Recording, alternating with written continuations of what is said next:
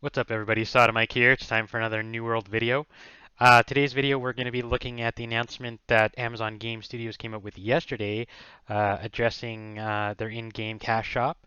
I'm pretty happy about this announcement because it not only vindicates my last video, but it actually isn't even as bad as I thought it was going to be.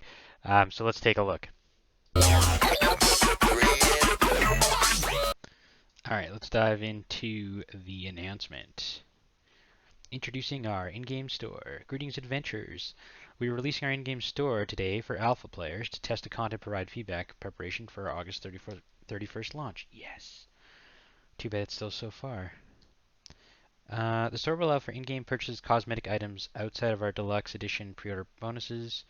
Received a lot of feedback already. Yeah, you have.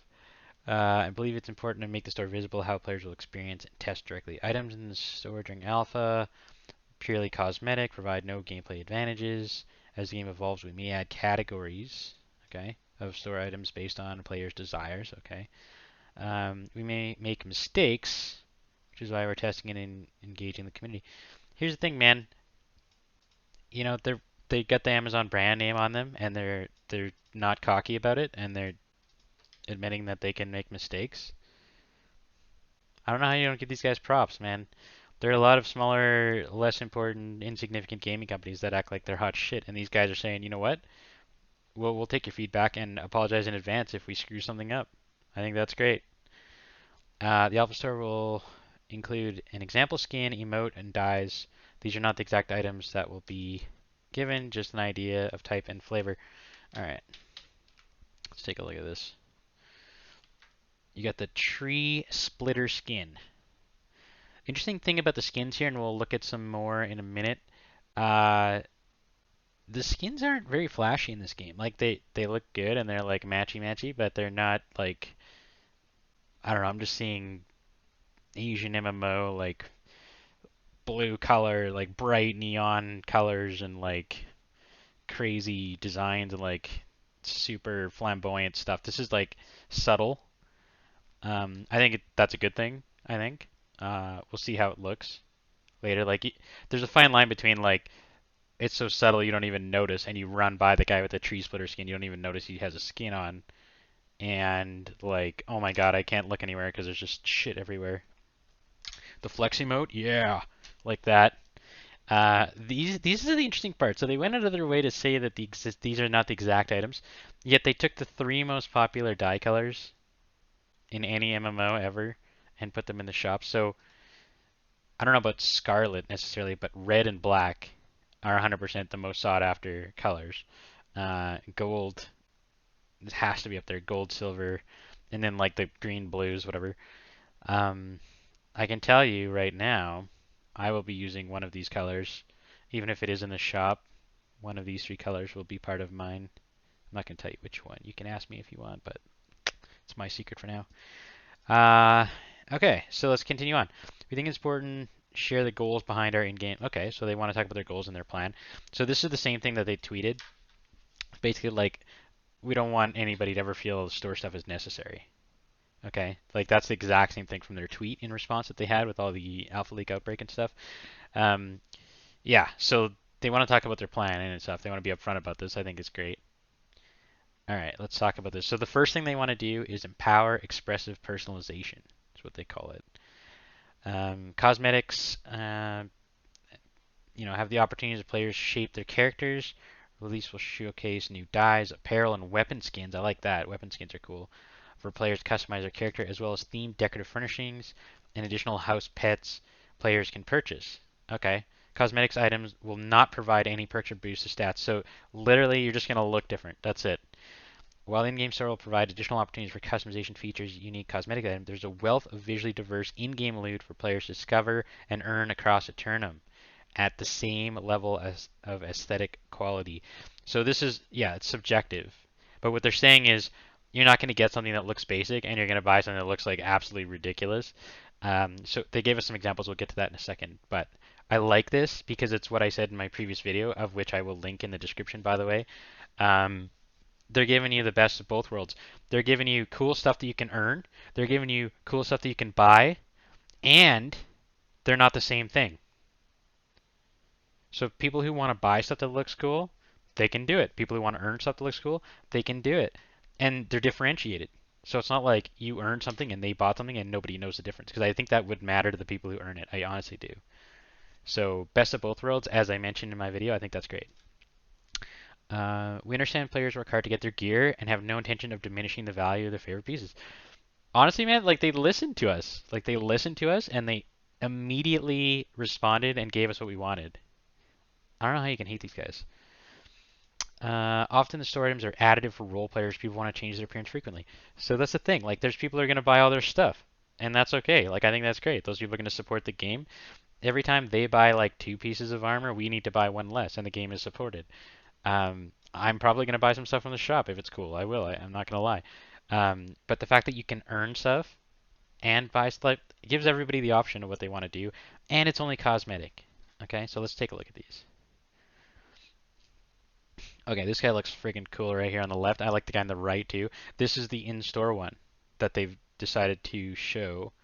It's like a kind of like a pinky. He's got the horns. I like that. Let's go in one more time. Yeah, I think these all look pretty similar in their own right. Um, I know what you're thinking, which is what I was thinking when I looked at this, is are the cosmetic effects going to be applied to your armor? Or is this like what a set would look like? And it tells you down, and we'll get that in a minute, but actually, why don't we just read it? At launch, we'll offer themed cosmetic items across a variety of categories visually on par with in-game gear, such as themed apparel and weapon skins. Themed skins that can be applied to existing apparel or weapons, change your style. So you don't have to worry about finding a gear upgrade and changing your style. So, you have these boots and you find better boots. You just take this boot skin and you apply it to the next pair of boots you have, and then you still look from head to toe the same. You can probably look from head to toe the same, you know, from level 1 all the way to 60, assuming you had it already. But yeah, housing decor, house pets, decorative home furnishing, fun pets for your home. That's cool. I mean, people like it. That's something that I wouldn't buy personally because like that, I don't really get it. But people love that stuff, like cute little dog or whatever. Emotes. There's my emote. I doubt they'll get. I don't know if I'm supposed to do that. I doubt they'll be able to give you the middle finger emote in the shop, but I might buy that if they did. You've seen other games where they do like the round, like the cutthroat and like the, like fuck you and stuff. So they might get around. It may not be the middle finger, but they might have something kind of like to be a cocky prick against your enemies or whatever. Die packs. Now we're talking. This is where my money's going to be going. If I'm buying anything, it's going to be die packs for sure. Like I think that's just die in general. I love the die. My previous video, I talked about dyes. They did some upgrades to dyes, thank God. But I really do like dyes and MMOs, and I want my pieces to match. So that could be something that I look at personally, right there. Company crests. If my friends and I end up making our own company, we might do something like this. If we just join one, probably not. Don't know yet. So I think that's kind of cool though, that you can beef up your company. Like some people are all in on games like this, and if they want to have something cool and they want to pay a couple bucks, like it's visual, it doesn't hurt anything. We won't consider selling anything other than cosmetic items until 2022. That's amazing. So that clears up one question we had. They're talking about potential XP boosts and stuff, which I said is not a big deal if it doesn't come right at release. Um, but, this is clearing that up. This says, 2022 at the earliest, and that's awesome because that's 4 months after release. Release is like for all intents and purposes September. So you got September, October, November, December. That's 4 months. They're not even going to consider selling anything that would potentially impact XP. And again, what they talked about with the boost was XP rested XP. So like for people being offline, so like nobody 4 months in is going to care about somebody getting rest XP. This is for late to the party people, right? Which is like I talked about in my last video is fine. Again, I'm not going to use it, but I understand why they would do it. Maintain a level playing field. The in-game store content will not give players advantage PvE or PvP gameplay. Our goal is not to provide anything that players find pay to win. So, like obviously that again, people draw the line there differently. But they're basically saying they don't want anything. They're never going to consider pay to win ever. Like this is what this says. It's not in the short term. It's like they're not going to have anything like this.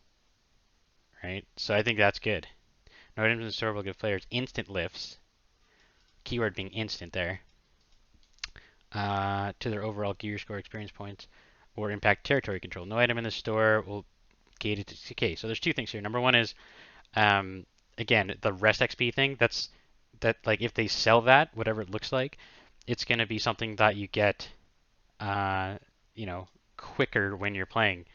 There's not going to be a button that you hit and like just buy XP, boom, boom, boom, boom, boom, and level up, level up, level up. Like the rest XP is like something you still need to go and earn. So it's not going to be instantaneous.